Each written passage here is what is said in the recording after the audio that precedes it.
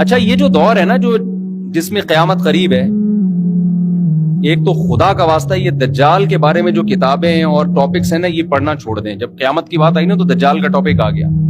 نبی صلی اللہ علیہ وسلم کی حدیث سے ہمیں پتہ چلتا ہے دجال آئے گا، بہت بڑا فتنہ ہوگا، یہ بات حقیقت ہے. لیکن اب مسئلہ یہ ہو گیا ہے کہ ہر چیز میں سے دجال نکال کے نا کشید کے لوگوں کو وہمی بنا دیا ہے. ایک آرمی کے ریٹائر آفیسر مجھ سے ملنے کے لیے آئے، انہوں نے کہا میں نے دجال پہ ایک بہت زبردست ریسرچ کی ہے جو پتہ نہیں 10 GB میں ہے میرے پاس ہارڈ ڈسک میں، وہ USB میں 2 USB ہوں گی 5-5 GB کی، اب ہو سکتا ہے 10 GB کی ہو کوئی، واللہ عالم. میں نے کہا حضرت دجال کے بارے میں اتنا کچھ ہمیں ملتا ہی نہیں ہے کہ 1 GB میں بھی آ جائے. وہ آپ نے 10 GB کہاں سے تیار کر لیا وہ؟ تو بہت سے لوگ میں نے پاگل ہوتے ہوئے اپنی زندگی میں دیکھ لیے کہ اس میں بھی دجال ہے، اس میں بھی دجال ہے، یہ بھی دجالی سازش، یہ بھی دجالی سازش، یہ بھی دجالی سازش، یہ بھی دجالی، یہ بھی خراسان، یہ پھر وہ. بھائی آپ کو حکم ہے گراؤنڈ ریئلٹی کو سامنے رکھ کر آپ فیصلہ کرو. دجال نے جب آنا ہوگا آئے گا، اس کے لیے تیاری ضرور رکھو. تیاری کا کیا مطلب؟ اللہ سے پناہ مانگو، جمعے کے دن سورہ کہف پڑھ لیا کرو بس.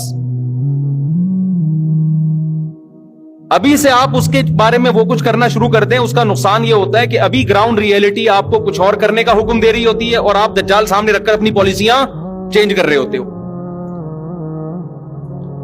ہر تھوڑے دن میں یوٹیوب پہ دیکھو کوئی دجال کے بارے میں رپورٹ پیش کر رہا ہے، کوئی سب A to Z غلط اکثر خبریں ہوتی ہیں، اپنی طرف سے کھینچا تانی کر کر کے نا نکالا ہوا ہوتا ہے.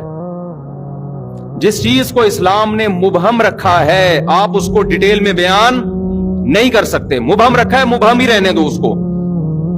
حضرت عیسیٰ علیہ السلام نے جب آنا ہوگا، ہمارا ایمان ہے آئیں گے، لیکن ہم نے ابھی جو فیصلے کرنے آج کے زمینی حقائق کو دیکھ کے کرنے ہیں.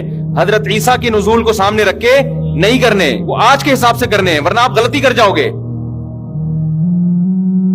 ایک صاحب کہنے لگے میں جہاد کی تیاریاں کر رہا ہوں امام مہدی کے لیے، میں لشکر ابھی سے تیار کر رہا ہوں تاکہ امام مہدی کے ساتھ جا کے وہ مل جائے، ان کو ٹینشن نہ ہو لشکر تلاش کرنے میں.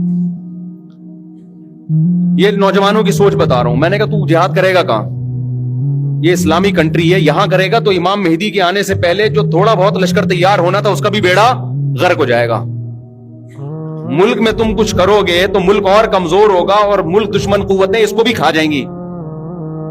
کہہ رہے یہی تو پرابلم ہے مفتیوں میں، علماء میں، نہ خود کچھ کرتے ہیں نہ دوسروں کو کرنے دیتے ہیں.